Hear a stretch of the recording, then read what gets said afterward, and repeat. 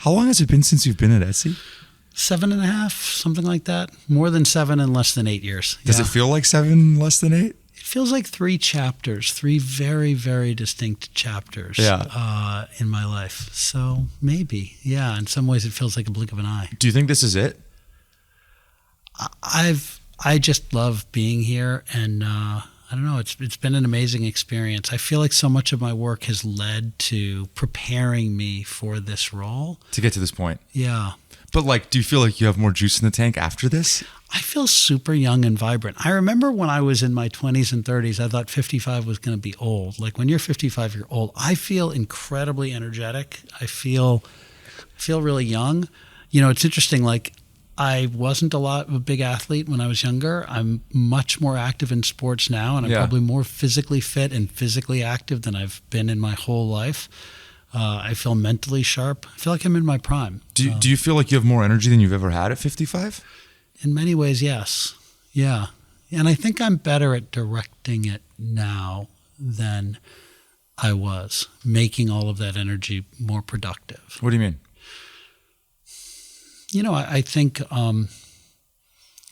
more work leading to better outcomes was my mantra as not a mantra, but if I wasn't working 100 hours a week, I thought I was lazy. And not serving my business and my employees. And I think much of that was really counterproductive.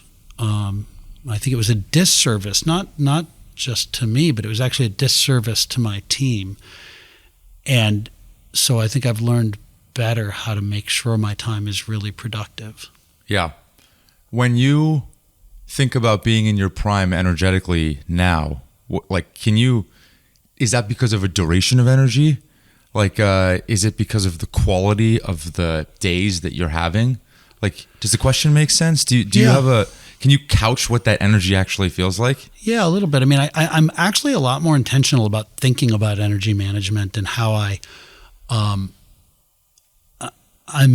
first of all, I've become more aware that great leadership requires great conviction, and great conviction requires contemplation.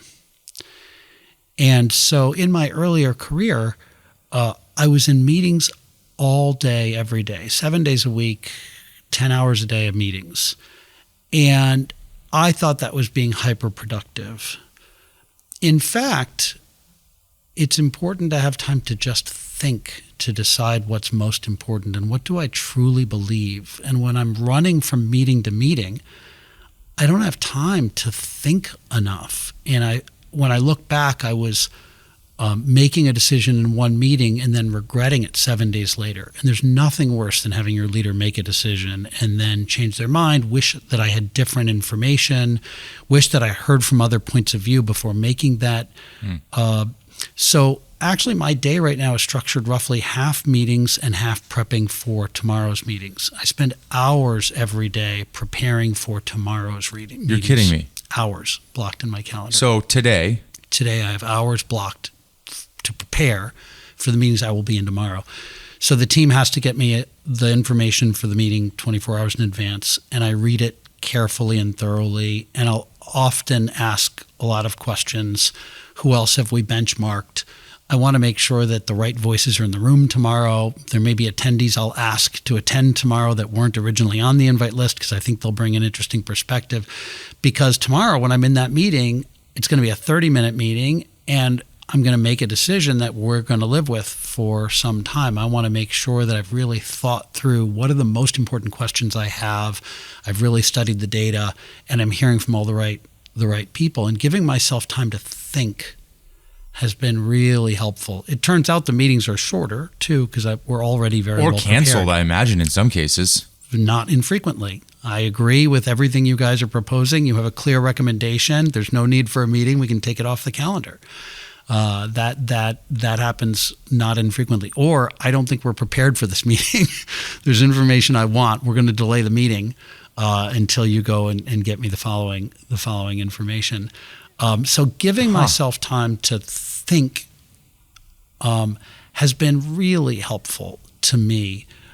And then time on the weekends also to go on a hike and to just, I'm going on a hike and I'm spending time in nature, but I'm also obviously always thinking about the business and what do I really think is going to be, whatever, the impact of AI on our future, or, how do our hiring plans and talent map, whatever your brain goes to. I think that often some of my most productive times happen when I'm not in the office at all. And are the meetings all treated equally for a given day? Meaning, do you have the same set of contemplative time per meeting? Well, there's a few different types of meetings that I think exist. There's a decision-making meeting, and then there's an accountability meeting, and then there's usually a performance review or career development kind of meeting. And roughly speaking, I can divide my meetings into those three. And we're pretty intentional about them. That is this a decision-making meeting or is this an accountability meeting? So a decision-making meetings, obviously the team is presenting a plan and they're asking me to approve, are we going to allocate this budget to go and invest in the following, let's say, or are we going to choose this path or that path? The accountability meetings are also important, and that is, for example, that my key operating cadence is a monthly metrics meeting where the top leadership of the company, in our case, everyone director and above, so that's about 250 people, get together, and we look together at every metric in the company, top to bottom. It's a 3-hour meeting. We move very quickly. We're not solving problems in that meeting, but we are identifying them. So every single leader has a KPI or a couple of KPIs that they're held accountable to. And if periodically, let's say we call it a monthly metrics meeting, it turns out it happens 8 times a year now, not 12, but 8 times a year, you have to stand and report in front of all of your peers on, am I on track? It causes us to diagnose as a business, where are we on track and where are we not? And it causes those leaders to have to think about in preparing for that meeting, am I on track and how might I want to adjust or pivot course?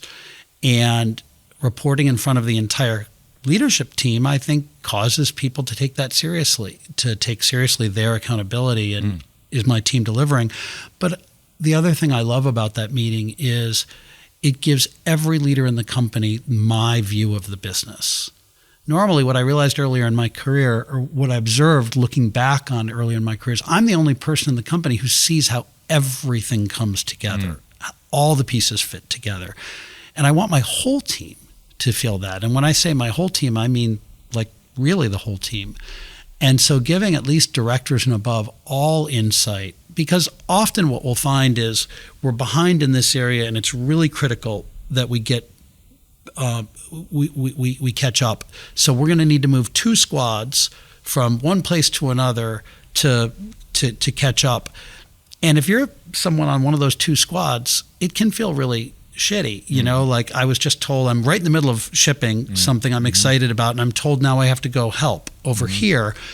To have your leaders really understand the context and be able to share the context for here's why that project is really time critical right now and there's urgency and why we need to move you, just making sure everyone knows context on the decisions that we need to make together, I think is really important, and that meeting helps. So accountability meetings may not be meetings you're making decisions in the moment, but they can be very important. And then, of course, there's career development meetings, which we need to be coaching our teams, actively, and that's a private meeting. Across those 3 buckets, do you have a sense of time allocation between the 3 of those in a given, call it, week? Yeah, the accountability meetings happen relatively rarely. That's the status check. Are we on track? And I think they are very helpful forcing functions, but I wouldn't want my day to be full of them because it's really just red, yellow, green. Right. Most of my day is spent in decision-making meetings. Yeah. And are you the final decision maker on all these meetings? Not much, no. And that's why I have a lot fewer meetings than I used to also. I would say only about half of my day I'm in meetings, and the other half, again, I'm preparing for tomorrow's meetings. So, if it's not going to affect the market cap of the company, I probably should not be the decision maker. And that's something I've gotten better and better at over the years. Can you give me an example of a meeting that you think other CEOs would generally take that you are not the decision maker on? Like, what is the edge cases around affecting market cap? Yeah. I think I spend less time reviewing product designs for things we haven't shipped yet and more time reviewing outcomes than some. So the way that we work, we decide here are some things we want to get a lot better at. For example, I think right now we have an opportunity to be much better at discovery. We've done a good job of serving customers who arrive at Etsy already knowing what they want.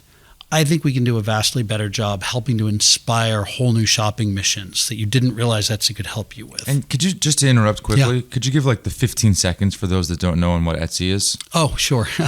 Etsy is a marketplace for people who've made or designed the products themselves to connect with buyers who want to buy directly from the maker or designer of the product. So we have about 7 million sellers. We have about 92 million buyers conducting about $12 billion of commerce on our platform. We're a pure peer-to-peer marketplace, meaning we don't warehouse inventory, we don't store inventory. It ships directly from the maker's home to the buyer's home. Yeah, cool. Sorry to interrupt. Yeah, no. And so, Etsy has grown enormously, and I think we've gotten better and better at being the place to go when you can't find the thing anywhere else. Yeah. And for example, during the pandemic, lots of people couldn't find lots of things anywhere else, and Etsy was an enormous beneficiary of that. We've roughly held all of those gains, but we've struggled to grow on top of that. Yeah. I think that's in part because we've become an ending point for commerce, where you go when you've exhausted all other options. I think we have an opportunity to be a starting point. When you are just planning the wedding, when you're just planning Thanksgiving, Halloween, we can do so much for you in every one of those occasions. And so that's something I feel strongly about. That's a strategy I believe in and am driving to the team. But how do we then execute that? I challenge our product team to say, show me what a great discovery experience would look like. We talk about how would we measure success. For example, are we getting visits to last longer? Are we getting people to favorite more items? What would we define as the success metrics? And then the team goes and ships quickly their best, it comes up with their backlog of ideas and just starts shipping experiments, designs. And we're really well instrumented to do very rapid A/B testing. And so I don't see a ton of prototypes of things we are thinking about shipping. I see much more of here's the 20 things we shipped in the last month from these 5 squads, and here's what worked and didn't. Here's the insights we've learned from that, and here's how we're going to apply it forward. And I think that's really empowering for the team. I think my job is to define success and define constraints. And that says easy, does hard. Really being good at articulating to the team what exactly does success look like and what exactly are my constraints. Takes time and takes thought. But when done well, it is very empowering for the team to be able to figure out their best path to achieve that goal with those constraints. Where did you learn this meeting? Did you just come up with that? I don't know if I've ever heard of that, and it seems brave, like especially for someone who would fill 7 days a week of meetings to then transition into this version of how Josh runs his day-to-day is quite abrupt. It's been an evolution. So first, credit to Ken Chenault for the phrase, a leader's job is to define success and define constraints. That's a catchphrase of his. Ken, former Amex CEO. Amex CEO and chairman. I worked for Ken for 4.5 years. I learned so much from him, and that articulation came from him. It really resonated with me. I would add a third, which is make sure you have the right person in the right role. But if you do those 3 things well, as a leader, I think you're doing your job. Can you repeat those 3 things? Yeah, define success, define constraints, and make sure you have the right person in the right role. And if you do only those 3 things as a leader, I think you're doing your job. You're doing a great job if you do them well. I guess my journey started when I was the CEO of Evite many years ago. I was in my maybe late 20s, early 30s, and I was dating someone who 99. 99. Yeah, 99-ish. I was dating someone who is now my wife, but it was her birthday. We'd been dating for over a year. And I said, what do you want for your birthday? And she said, I want to go for a hike with you in the daytime. And I said, that's impossible. She'd never seen me in the daytime. And I said, that's... Like weekends included. Weekends included. I was working from 7 or 8 in the morning until 9 or 10 at night, 7 days a week.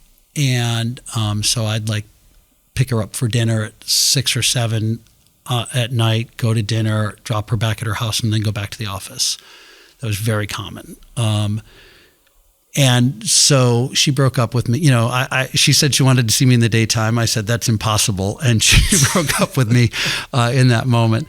And I thought about it. And, you know, we were apart for a little bit. I really missed her. And we ended up with an agreement that, you know, I would take Sundays would be half days. I would leave the office at noon on Sundays, and that we would have from noon on Sundays. And obviously, I was a very young and very immature leader at the time. But what I discovered was I was a much better leader because very often I would start to answer emails with, I don't know, what do you think?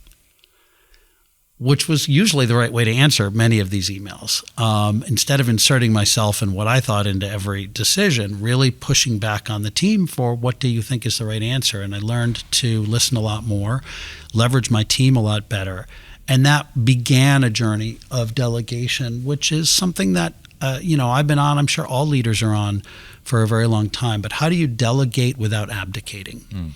And those are two very different things. I'm ultimately accountable for everything we do as a team. And so it's important that I delegate with inspection and not abdication. And so being very clear around what success looks like for the team, and then having a cadence of accountability whereby we drive as a team to achieve those outcomes together is a leadership toolkit that I've learned over the years and honed over the years. And frankly, I think I'm a lot better, vastly better now than I was at 55 than I was at 30. Etsy is what, like 25-ish, 100 people? Yeah, about that. And this might be a weird question, but personally for me, I try and block Fridays off to catch up on stuff. Yeah. It's my only day that I control the full day. I do an intentional set of things that aren't just hitting me in the face throughout the week. It's kind of your version of the half days. Every day is Friday. Other leaders at the firm do the same. Sometimes I get worried that all of a sudden then you set the example that, well, we should all take Friday to, you know, assert our own agenda. Now, if everybody starts doing that, pretty quickly, I get worried. And again, maybe I'm just making this up in my head, that the downstream consequences of that is, well, nobody has meetings on Fridays. So then you might as well start your weekend on Thursday night. You know, in your world, does that ever occur to you? Like, well, Josh he's doing half days. You know? Yeah. Well, certainly the example that I set as a leader matters a lot in terms of what people think. And so I'm very aware that I'm setting an example for better and worse of my behavior. Can I just share one? Please. Early story? I'm going to go back to Evite again on this. Of course. But one day, rumors went rampant across Evite that we were selling the company. And I asked my executive assistant, you know, why on earth does everyone suddenly think? And she said, it's because you've changed the position of your desk so that it used to be that when people walked out the door, they could all see your screen. But now you've changed 180 degrees so no one can see your screen when they're walking in and out, and therefore you must have something to hide. And if you have something to hide, it must mean you're selling the company. And it was such a great lesson for me that people are paying attention to everything I do. Yeah. I had one engineer who was an older Chinese man for whom Feng Shui was very important. And his wife called me to say he was literally losing sleep, that I had my back to the door. And it was such bad karma that the CEO would have his back to the door. So I changed the positioning of my desk simply to help this one person, but the team read so much into it. And so I'm very aware that how I carry myself, my disposition and demeanor every day, and certainly my actions set a very big example for the team. And we have ways of measuring productivity in this company that are not fingers on keyboard. And that's been very helpful. So the unit of work at Etsy is the squad. The squad's roughly 8 to 10 people. And that squad is given one very clear customer metric they're expected to move, one customer problem they're expected to fix with a KPI, a measurable KPI that they're expected to move. Make recommendations better in a way that generate X% more favorites per visit, or shorten expected delivery dates for packages in a way that generates an extra $50 million worth of purchases. But so every squad knows exactly what success looks like for them. And then we are able to measure whether they are actually achieving success. How much value has that squad been able to create for our broader community? And because we have good metrics to measure value creation, I don't lose sleep over whether someone's logged into the VPN this many hours. Those things are all so easy to game, right? How many keystrokes someone did, or how many hours. But what I really care about is, did your squad really generate value for our broader community? So I sleep pretty well at night knowing that we're well instrumented for that. We're always learning how to get better, but that's important. And I work, I still work plenty of hours, but they aren't necessarily 9 to 5. And I don't consider hours that I'm not typing on a keyboard to be hours that are not working. Or hours that are meetings on a calendar. Right. Like avoiding the idea that meetings on the calendar are some version of productivity. Yeah. I mean, like, for example, if I look at yesterday, I had several blocks of time on my calendar. So at 4 p.m., the finance team needed to send me by 4 a deck that I was reading from 4 to 4:30 for a meeting that I have today at 1 o'clock. And they knew they had to get it to me at 4 because it's blocked on my calendar and I would read it. And I am commenting on that deck, and I'm commenting in detail.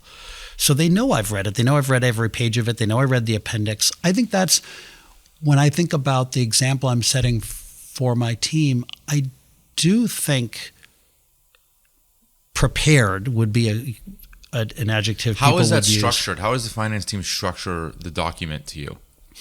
That particular document has to do with squad allocations for next year. So how many squads are we going to put against which tasks? And so there's a very clear meeting we had today where we were discussing squad allocation. And so they knew that was the assignment, and they needed to present me with the information so I can understand and agree or not agree on what's very consequential, actually, for how we're going to have our investments for next year. Yeah. And you would qualify that in the camp of influences market cap? Yes, absolutely. We have a finite number of squads, and what are we choosing? You're the final decision maker on that? Yes, I am. Now, the way that works, Nick and Rachna, so Nick is the chief product officer and Rachna is the chief technology officer. They are goaled against how much gross merchandise sales are we going to generate from the work that our product and engineering teams do collectively next year. And we measure that.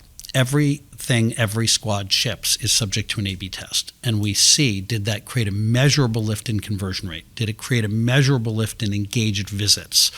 We have a couple of different KPIs, but they are measured against success of those. And so they have a goal they've got to hit. Last year we said we're a public company, so last year we said our teams delivered $1.3 billion of incremental gross merchandise sales based on the work that their squads did. They have a goal for 2025 as well. And so they're going to go and map, we think that we can move the needle the most in these areas. And so we're going to allocate this many squads, and this many squads in order to get to our goal. For me to hold them accountable, I need to empower them. So I'm going to be inclined to trust their recommendation because they're ultimately accountable to hitting their goal. But I'm certainly going to have a lot of questions. Why did you choose this allocation? How do we feel these squads are going to work together? I'll have a lot of questions about that. And we'll all push each other's thinking together. Can I revisit the Evite story for a second? Sure. At its 99 was when it was probably even easier to get funding as a tech company than if you were an AI company today. Yes. Yes. How much money did you raise? We raised $26 million. And how big did the company get at its peak? In terms of headcount, I think we were at 120 people. And how old were you? I was 29, and so many lessons. But, I went out wanting to raise a $2 million seed round, and we ended up raising $8 million in our first round. And then, it was so easy to raise money, and that was not helpful. It wasn't helpful to us in so many ways. We had so much competition so quickly. It was very hard to get resources, to hire staff, to get office space, to get all the things because everyone was flush with money. And people were being held accountable to very weird metrics, and the difference today from then is there really were no revenues or profits coming from internet companies in 1999. So eyeballs was the metric everyone was being held accountable to. And it was so easy to game that metric. Today, it does feel like the fundamentals of revenue and profit still do drive valuation. And I think that's very important. Yeah. And what ended up happening to Evite? We got bought by what was then called Ticketmaster, what's now IAC. Yeah. Was it? Not a good outcome for my shareholders. No. Was it good for you? No, definitely not. Was it underwater from the last valuation? Yes. My shareholders did not get back all their money. No. And I felt tremendous responsibility to get them something back. In 2000, the market absolutely crashed for consumer internet companies, and our publicly traded comparables were all trading at a discount to cash. So, for example, if this company had $200 million of cash on their balance sheet, their market cap was $150 million. Like the market just wanted them to shut the company down and give the cash back. And it felt really bleak. And I felt like we should try to sell the company because the best thing we could do is get our shareholders some money back. Yep. Youth, recognizing that markets come in waves and that at the good times they're over exuberant and at the bad times they're overly negative. Evite would have done better to ride out. We had enough cash on the balance sheet. We were not break even but close. You don't think you should have sold? In hindsight, we probably shouldn't have sold. Why do you think you sold? I felt such a responsibility to the people we'd raised money from that that they wouldn't be able to get their money back. They wouldn't be able to get their money back in any near-term time frame. I felt like the best thing I could do for them was to try to get them back as much cash as I could in the nearest time frame. So like some guilt that you were going to lose their money. Huge guilt. Yeah. And now I look and, hey, we're all grown-ups. We're all making decisions together. We had walked away from some acquisition offers that would have been, we had indications of interest in the kind of $200 million range just months earlier. Pre-blow up. And suddenly, you're looking at. And that must make it feel so much worse. Yeah. And I think I identified the success of the company with my own self-worth to a very, very high degree. And I've learned to separate those two a little more. And I think that's made me a better decision maker, a less emotional decision maker.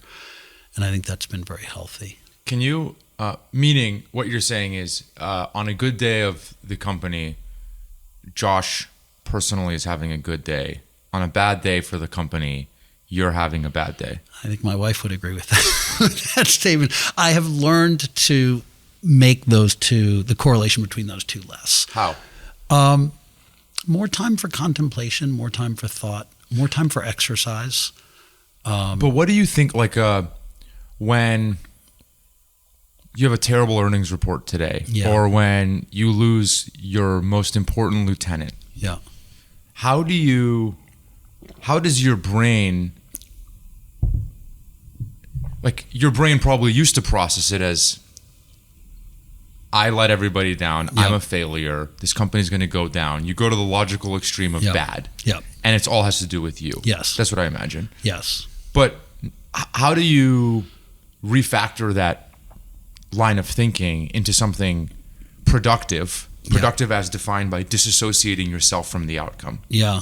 I mean, as I hear you say it and everything you said resonates, I think, wow, what an egocentric way to think of the world. That it's all about me. And it's obviously not. But a line of inquiry I've learned. But is it egocentric or is it just highly accountable? Oh, I feel extremely accountable. Right. I feel extraordinarily accountable. If there's an organization I'm leading, I feel extremely accountable. Right. I think a question I've learned to ask myself a lot, and I ask myself all the time, is there someone else who similarly situated would have made a better decision? And often the answer is no. I think I've been making the best decisions I can given the available information. But sometimes the answer is yes. And now I pick up the phone and call those people and try to learn. What can I learn? How can I handle that situation better? And I think over time I've gained confidence. Frankly, I think I'm a better CEO than I was when I was 30. 25 years of experience and constant self-improvement has just made me, and more experience under my belt has made me better. So I generally feel like in this situation, I'm not sure someone else would have done better with the deck of cards. But also I have a pretty good network, and I'm often calling friends and saying, hey, but you don't have a practice around. I'll give you an example. Yeah. This is maybe a petty example, but I was talking to my cousin about turbulence recently. Yeah. And we were both in Lisbon for his wedding, and we both had really bad turbulence, bad on the way there. Yep. Turbulence used to not bother me, and now it bothers me more than it used to. And I was kind of frustrated by that experience.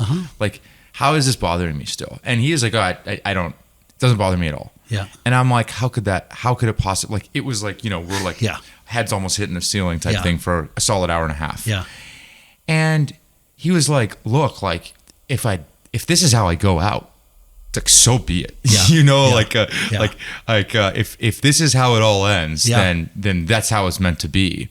And so I just don't even, like, that would be a crazy way for it to go. And so, so be it. If that's like almost like he's come to some acceptance with just how extreme it would be. Yeah. And, then on the flight back, it was kind of the same thing. And I kind of thought about that framework. Yeah. And I was like, that's actually kind of helpful. You know, like, if this is how it's going to be, like, so be it. That would be a crazy way to go. Yeah. I don't know. Does that make sense, the example? Yeah. I mean, it does. That is a fatalistic outcome. First of all, I agree with that. I have been very fortunate in life. And if, something were to happen all of a sudden, I'm grateful that my kids would be okay and my wife would be okay and my family would be okay. But I do spend a lot of time thinking about my legacy and, like, what have I left behind, and would I be okay with the reputation and the legacy that I've left behind. I spend a lot of time thinking about that, and maybe that's where the accountability piece comes from.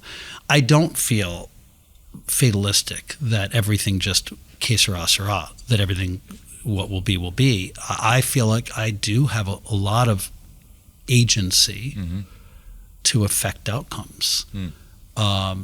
And so I guess to your turbulence example, I hope that's not how what I said was interpreted, that I just think it is what it is. No, I think I have a lot of agency to affect the outcome, but given the agency that I have, am I making the best decisions I can with the information available? Am I laying the right bets? Those are the questions that I ask myself. And, oftentimes the answer is yes, and oftentimes the answer is no. And the good news is when it's no, we can course correct. I entered this year,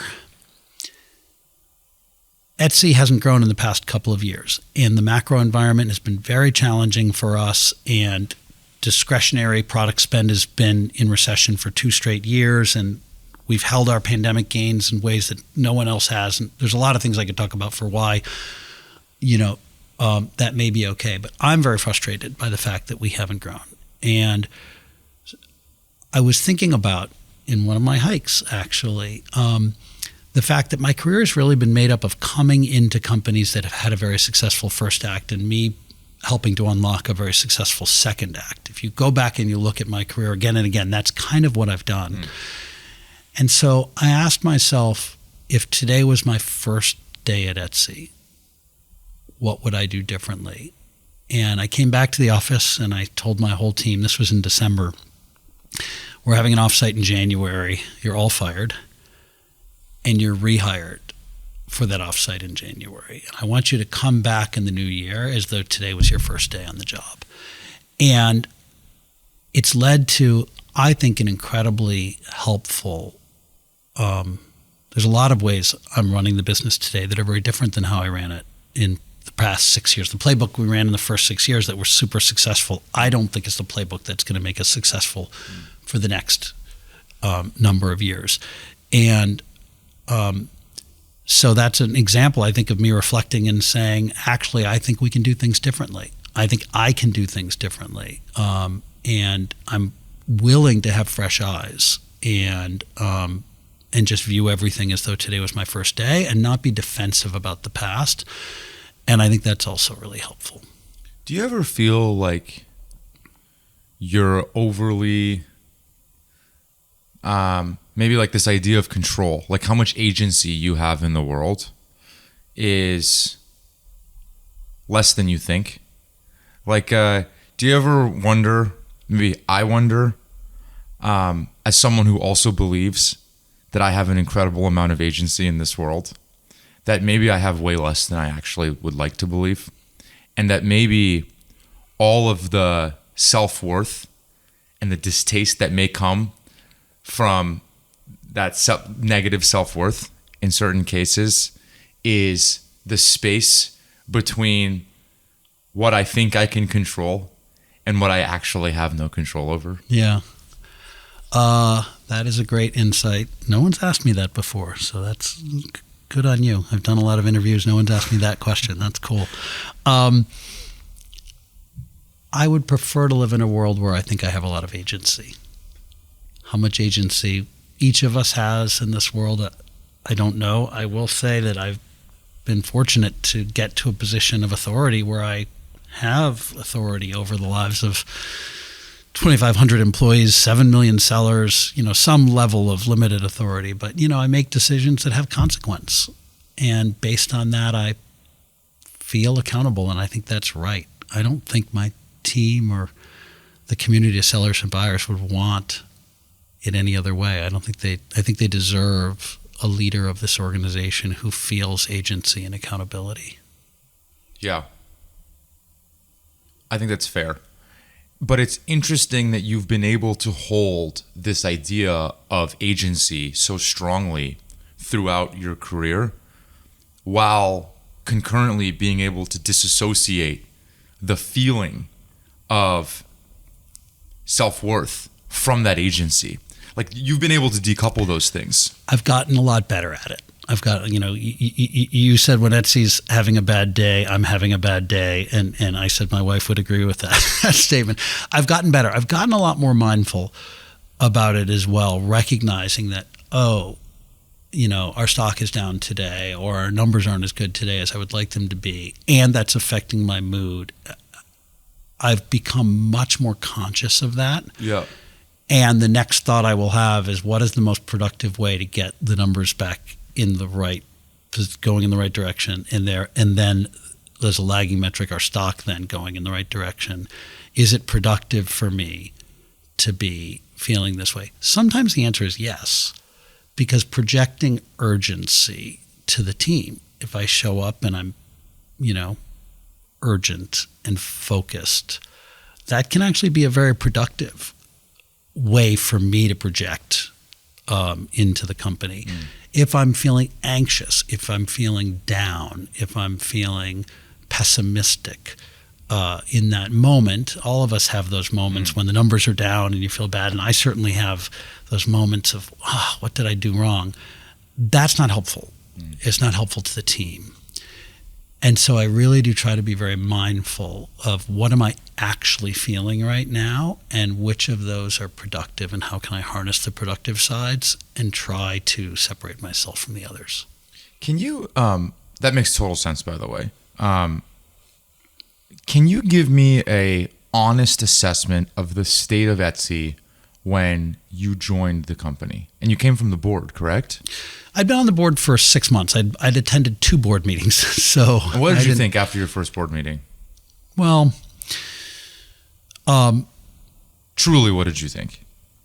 I thought we lacked accountability. I thought Etsy's heart was in the right place, but we lacked focus and we lacked accountability. And so, best practice when you join a new board is to try to say like one thing in your first board meeting. Make it smart, but like pick your battle and say one thing. And so I'd walked into the board meeting saying to myself, I'm going to try to only say one thing. And the very first page of the board deck was kind of, here's what's happening with gross merchandise sales, and it's decelerating. And in fact, we were 2 quarters away from having no growth. And the CFO presented that page, and then she turned the slide, and the agenda was, let's talk about revamping our mission statement. Let's talk about our values. Let's talk about a number of new businesses we're going to get into. And so I'm literally 3 minutes into my first board meeting, and I can't help it. And I'm like, I have to raise my hand and say, wait, can we go back to page 1 where we said that growth is decelerating and going to be at 0? Like, why do we think that is? And the response I got was, well, we're about as big as we can be in the handmade market. And Etsy at the time was about $2 billion of gross merchandise sales. And I said, well, if that's true, why are we wasting our time here? $2 billion in the scope of retail is tiny. And maybe we should just fold up and go home. I mean, if really $2 billion is all we can be, I think we're wasting our time. But I don't think $2 billion is all we can be. So where are we focusing our time and energy right now? And what I observed was we were focusing on a bunch of new bets. When growth isn't going well, the instinct is to try to lay a lot more chips on the table. And that's what we were doing. We're laying a lot of chips in a lot of places. And by the way, we had a really passionate team of people who really cared a ton. We were spreading ourselves far too thin and weren't really holding ourselves accountable to growth. And so we went through a lot. When I came into the company, we went through a lot to focus on the fewest things that would really drive growth in the company. And I think we developed a playbook that was exceptionally successful for 6 years. And, as I said, we were doing just over $2 billion, I think, of gross merchandise sales on an annualized basis at that time. We're doing about 12 now. And I think we can be much, much bigger. But that's going to require yet another new playbook. The stock rose 50% in the first 6 months of your tenure. Yeah. When you started and you said you went through a lot of change. Yeah. Can you be specific about what sort of change? Yeah. Because that's a big jump. It was a big jump. And then after a couple of years, the stock went up 1,800%. I had a different strategy, which was that the core of the Etsy business could be very big. And instead of focusing on a lot of new ventures and new bets, we should focus all of our energy on making the core better.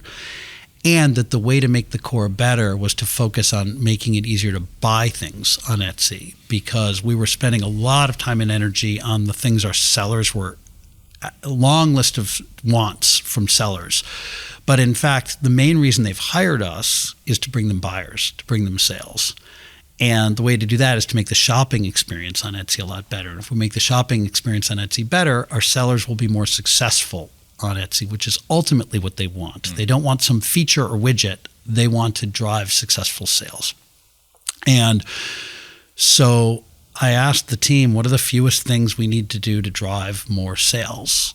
And what are your best ideas for things that will drive sales? And I felt a lot of urgency because Etsy we had activists, and I didn't think we would be an independent company in 6 months. If we couldn't show that we could inflect the curve, I thought we were going to get bought for pennies on the dollar. And I thought that the epitaph on Etsy's tombstone would be that we failed because we tried to be a good citizen. And that felt like a devastatingly bad indictment. I knew and know being a good corporate citizen is part and parcel with being a good business. In today's day and age, you got to do both. And our challenges were primarily through lack of focus and lack of execution, not because we try to be a good citizen. So I challenged the team. I walked in with no ideas on how to make the company grow faster. Only that it was going to be about making the shopping, the buying. I felt like the buying experience on Etsy was very challenging.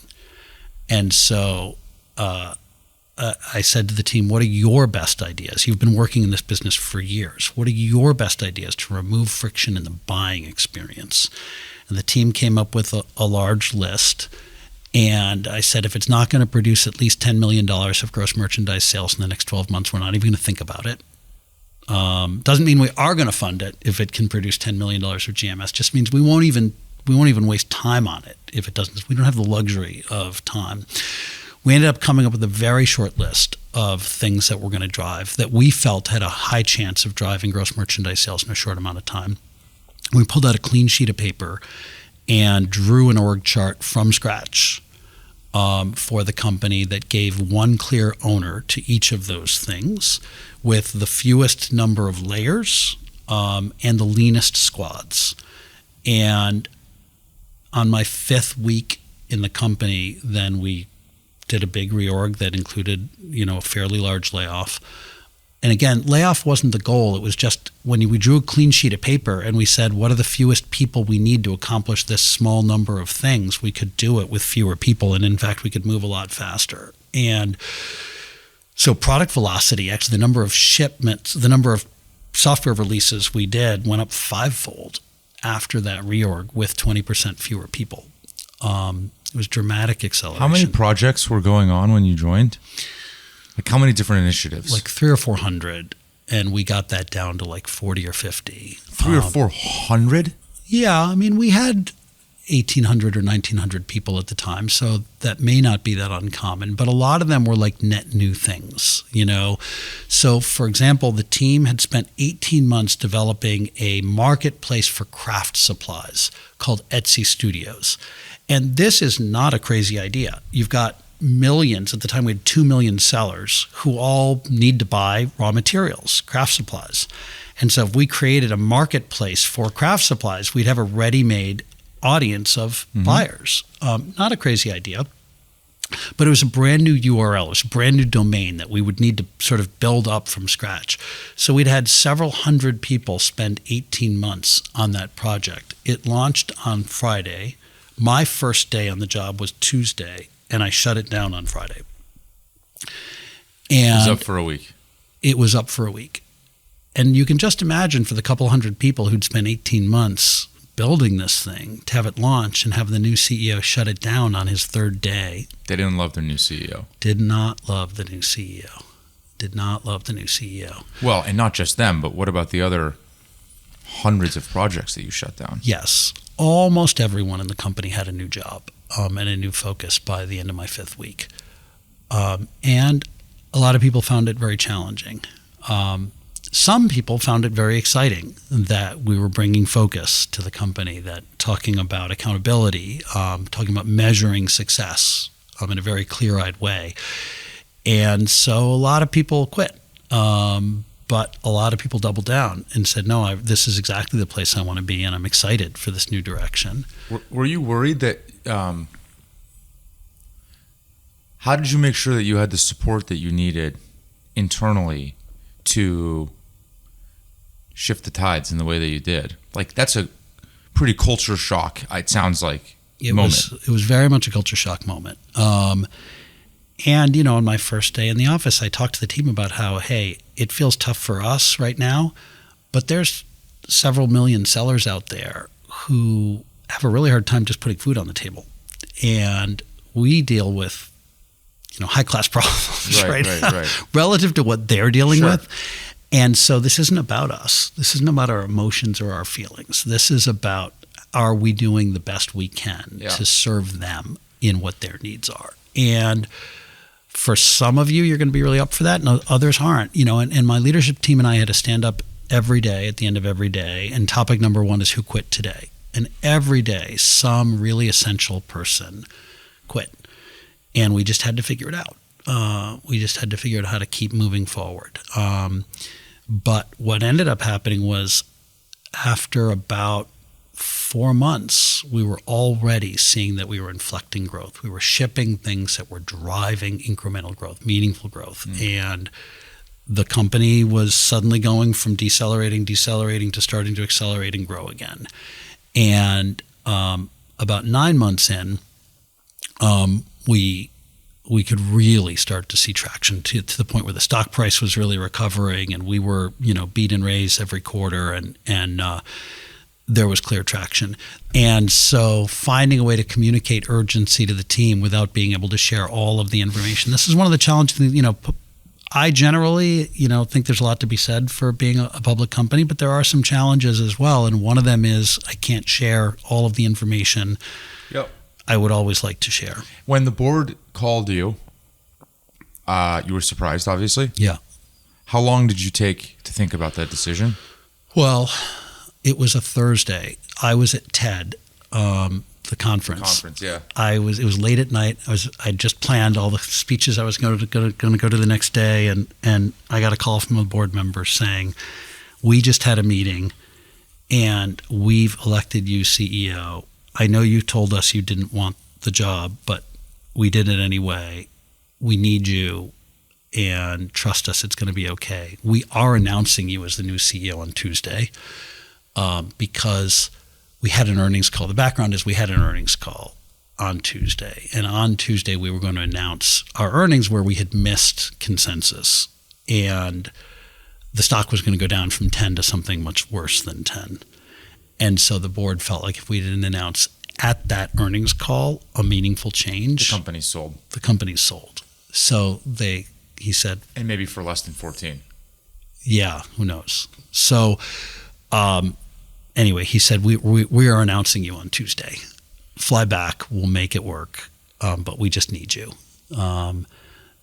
So I bought a plane ticket home for the first thing in the morning. I had a conversation with my wife on Friday, and ultimately just decided Etsy's an amazing platform for so many people, and if I can be helpful, I have a responsibility to do it. And by the way, why did I not want to do it? The board, I'd been asked to join the board a couple times, and I'd said no, because I said, I think what you guys want is you want me to be the CEO, and I don't want to be the CEO. Yes, Trojan horsing me, exactly. And so when I finally said, yes, I'll join the board, I said, only on the condition that you don't ask me to be the CEO. And the reason was, it felt like the challenges that Etsy faced, when you come into a situation like that, you have to do a lot of difficult things that have 100% probability of being bad for my reputation. I knew I was going to have to lay off a ton of people. I knew I was going to have to make a lot. I was going to be the villain. For sure I was going to be painted as the villain. And that's exactly what happened. So 100% probability I'll be painted as the villain in order to have a 5%, a 10% probability of success.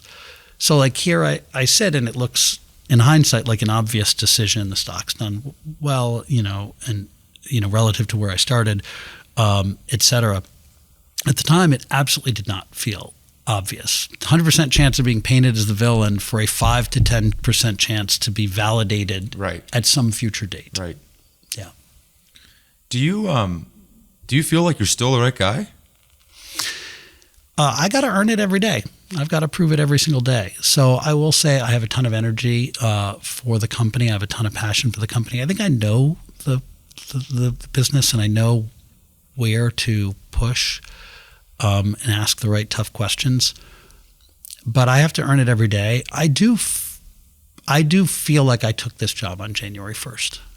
And I think if you ask my team, they will say, I'm running the company, and we are running the company in a very different way this year than we have in prior years. Based on the offsite of imagine you just got fired and rehired as the new executive team. This is my first day. I think that's been a very helpful very helpful focus and attitude for me. I think this new strategy we're laying out, we have to prove it. Yeah. We have to prove it. Yeah. It's interesting that you say that you were reluctant to come in the way that you were, because if you have built an arc of your career around second acts of these companies, which you have, I agree with you. Like you did that at eBay with Skype. Yep. You did that. You've just done that all across the board. The prerequisite to that is a lot of change. Yeah. And the outcome of a lot of change is a lot of people that don't like you, usually, right? Yeah. And so, I think if you know that that's what you're good at, were you going to just ride out boards from that point on? Like after you went to be Ken's number 2 at American Express for 4 years, what was the other alternative? I didn't really know. A lot of things, again, in hindsight, it looks like my career has been very well planned out. It really hasn't. It really hasn't. So I wasn't sure if I was going to go run another company or whether I was going to, work with private equity firms to buy and turn around companies. Right. Was something I had been exploring. I wasn't really sure. Can I explore the eBay and Skype saga of your life for 1 minute? Because I think it's fascinating. Yeah. Let me just read a few stats out here for you. You joined eBay in 2003 as the GM of international expansion. Yeah. And then you spent 3 years doing other stuff, like international expansion type stuff. And during that time, eBay acquired Skype for $2.6 billion. Then in 2006, a year after that acquisition, you become the CEO of shopping.com, which is a subsidiary of eBay. Yeah. You spend 2 years doing that from 2006 to 2008. In the middle of that, eBay takes a $1.4 billion write-down of Skype.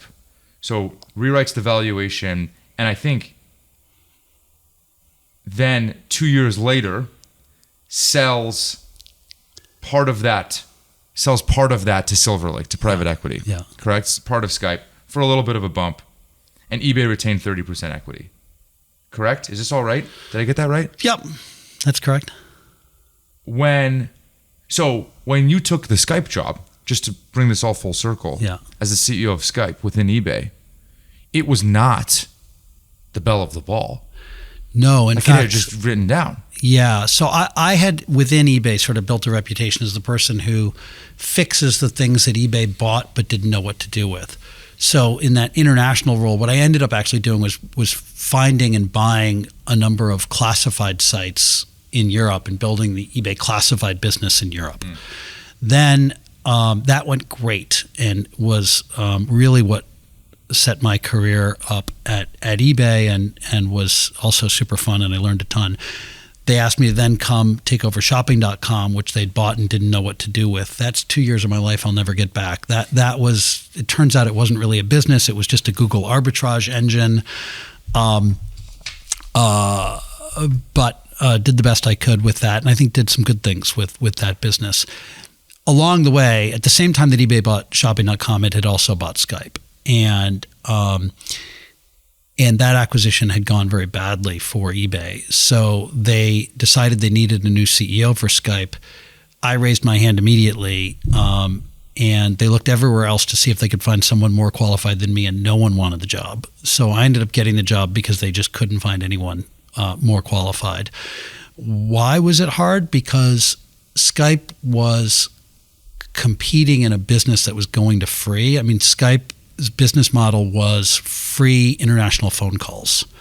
At the time that we're talking about now, Skype's the catchphrase was the whole world can talk for free.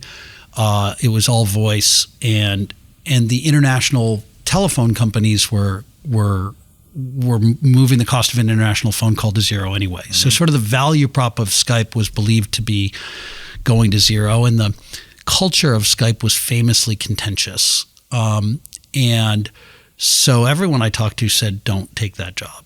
It would be career suicide to go try to turn around Skype. But I felt like Skype did something really important. And when I talked to my friends about Skype, what I heard over and over, no one framed it this way, but what I understood them to say is Skype lets me be with people when I can't be in the same room. And that felt incredibly valuable.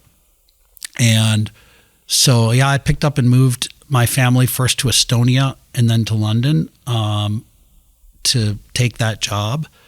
And am really proud of what we did together. And, you know, when I challenge the team with, we're not about free phone calls, we're about being together when you can't be in the same room. What can you do with that? And where we landed was video calling.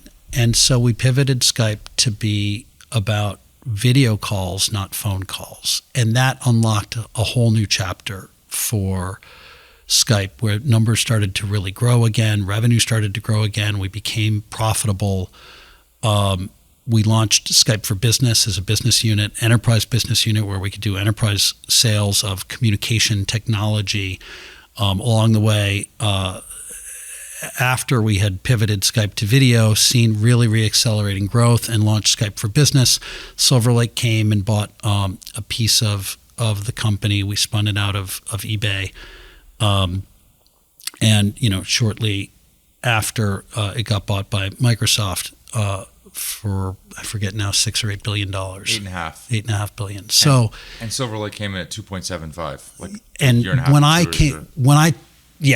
I had already done the turnaround. I mean, I'd been running Right. the business for 18 months by that time, launched video, become the number 2 app on the iPhone. We had already done, you know, the turnaround by that time. So, yeah, I'm pretty proud of how that worked. Why was the stint so short? I was there for 2.5 years. Yeah. At But did Skype. the acquisition happen after you left? No, I came in, then Silver Lake, we spun it out. Yep. And then a year after the spin out, Silver Lake pushed to have me fired because they wanted someone who had experience taking a company public. And so after 2.5 years of work that I'm incredibly proud of, I got pushed out of a company that I loved. And that was a real heartbreak for me. I actually didn't know that. It was a real heartbreak for me. Yep. And then a year later, Months after I got fired. it got bought for 3 times the amount that they paid for it. Yeah. Yeah. At that moment, can I ask you more about this? Yeah. I'll be delicate, but Yeah. at that moment, how much was you tied into Skype, the business? It was devastating for me. I mean, it was my entire self-worth, self-image. I felt like I'd done amazing work with Skype, with the team. The numbers, I thought, really backed it up. And yeah, that was probably an important part of my learning, to separate myself from what, you know, some other people thought. Yeah. Was it a surprise? Total shock. How long did you lick your wounds for? You know, I took my family.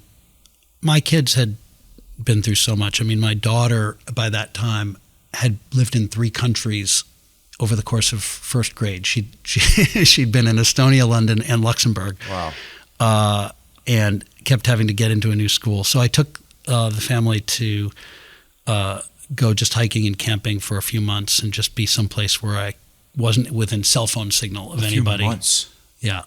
It was great because my son was still very young. My daughter was only a first grader. So I went and just spent a few months with them. Pulled them out of school. Yeah. And you know, I'd been on the road 200 days a year. So my daughter, I mean, I remember sitting with my daughter and her asking, like, where do I live? And would I come visit more often? Like, you know, she thought I didn't even live at home. I had made tremendous sacrifices for that. And I really wanted to spend time with the kids. And just to recenter, I think it's really important. It was important to me then, it's important to me now, not to be running away from something, but to be running to something. So figuring out how to make sense of that experience and figuring out what I was going to run to and why was important. And I really wanted to take time to clear my head for that. Yeah. And maybe, not to put dots together that don't exist, but maybe the reason your reluctance to come to Etsy in the first place as the CEO, like reluctance to the point of, I won't join this board because I think you're trying to get me to be the CEO, was because like how devastating that experience was for you. Could be. I haven't thought about it that way, but that's possible. Yep. Deciding my self-worth based on what a few other people think of me, not a helpful strategy for happiness in life. I've learned to be more centered around how I measure my own success and where I find happiness and value. Like when you came back from hiking with your family, did you, once you were able to turn the pages of grief basically from anger to resentment to sadness, did it eventually turn into a fire in your belly to prove very quickly them wrong? Yes, 100%. Yeah. Do you feel like that fire still exists? Yeah. I think the fire is always going to be there. I always have something to prove to myself. But I think I've gotten better at trying to understand who am I trying to prove to what and what legacy am I trying to... Candidly, now it's mostly just my kids.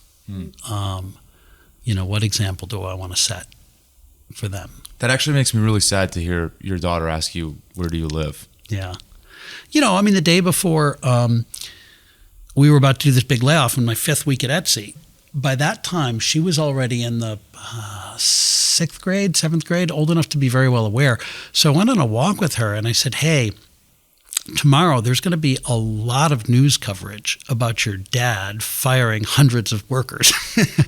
And it's all going to be negative. And I want to talk to you about what you're going to read in the press. And I want to talk to you about why we're doing what we're doing and why I think this is actually the right thing and why I think this is a high integrity thing to do. This is something a good person would do. But as a leader with kids, these are always things you have to think about. And again, ultimately it worked out very well. It's not obvious that it would have been that way. So these are all decisions that accountability that any leader needs to carry. What do you do now outside of the constraints that you have with work, meaning how you spend time and work? What do you do before and after that?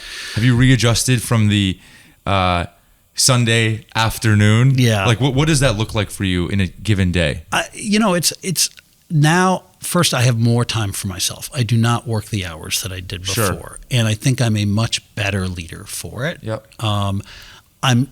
I've realized I need to be in fewer meetings. I pull myself out of a lot of things that I used to be in. I am working through the weekend, but not all day, every day, not in an office. I'm doing some readings to prep for the next week. Mm-hmm. But for example, last weekend I went to Austin City Limits, the music festival with my kids. Both my kids came. One of my kids is in college. They each brought a friend. My wife and I went to Austin City Limits. We had a great time together. And on the plane ride over and on the plane ride back, I'm reading materials for the week, but I'm doing it in the context of a music festival with my kids. Both of my kids became volleyball players, so I now go and I play volleyball with them. Cool. So you'll find me in Central Park on the sand courts playing 2-on-2. My son and I are often a team playing against other people. I love it. It's really physical, but it's a team sport, and I get to play a team sport with my kids. Do you do something physical every day? I would say gyms are just not my thing. I just can't go run on a treadmill. A lot of people can, and kudos to them. Team sports is what I love and what gets me excited. So I'd say 3 to 5 days a week I try to do something. More often than not, it's volleyball or tennis or something like that. Maybe one or two more for you. You have a leadership principle around thinking in increments of 3 to 4 years. Yeah. Maybe around your career. I have a similar one. I'm sure I borrowed it from you, probably somewhere downstream somehow. But can you talk about that a little bit? Yeah. Earlier do you feel like you're now, sorry to interrupt you, but just come January, recommitting? Is that the version of a new 3 to 4 years? Well, I think that I think that as I've gotten older, it's easier for me to have longer time horizons. But that is true. That I've talked to a lot of people, younger people early in their career, about how I thought about my career. And so when I was first graduating from college, the idea that I would know what I was going to do for the next 20 or 30 years of my life seemed impossible. So what I did for the early stages of my career is pick a goal that was about 3 years out and say, what could I be really proud to have accomplished in 3 years? And just go all in on achieving that thing. And plan A is to make it work, and plan B is to make plan A work. Leave myself no plan B. And in the beginning of my career, that was actually healthcare policy. I really wanted to go and help fix the healthcare system of the United States. And I did anything I could to get a job working for a senator or a congressman in healthcare policy, and I was able to finally land a job and do that. That led me to other things. But the idea was, 20 years feels impossible, but 3 years, I think you can pick. And the framework was pick something that I genuinely had passion for, that was going to get me surrounded by other smart people that are going to make me better, put me in a community of people that are going to make me better, and teach me things that are going to expand my option set, not reduce them. And if it met that set of criteria, it was a worthwhile enough thing to commit 3 years of my life to. As I've gotten older now, it's easier for me to think in 4, 5, 6 year time frames, but certainly for the first 10 to 15 years of my career, that was very helpful. Can you talk to me, last thing that I wanted to chat with you about, this decision around AI that you all have had to grapple with around on the seller, for the sellers? Super interesting. The analogy that you used that I read online in an article was electronic music. Yeah. Could you maybe just talk about it, couched in that analogy that you used? Yeah. So just for the audience, what you're referring to is the decision we had to make recently around, would Gen AI supported artwork count as handmade on Etsy? And this was a contentious issue. When we have contentious issues, I'll typically ask the team to do a red hat, green hat. I'll assign some folks to argue in one direction, and I'll assign some folks to argue the opposite case. And that's something I've learned from one thing I've seen is particularly at American Express, I'd sit in meeting after meeting where a decision would need to be made, and the team would come to me and they would say, here's the decision, and we've all met and we've all talked about it, and we think the right answer is this. And after about 6 months of that, I was like, wait, when do I ever get to make a decision around here? It seems like you've all aligned on what the right answer is.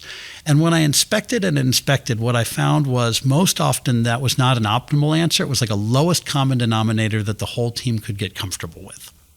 And so learning to train a team around let's red hat, green hat things and make the best case you can for one of two paths, because it's usually either one would be better than some muddy middle, is a practice we have. So in this case, should a poster that you made with Gen AI count as something that's allowed for sale on Etsy? And it gets to what is a tool, because you are allowed to use tools on Etsy. And so, you might be a carpenter and you use a drill.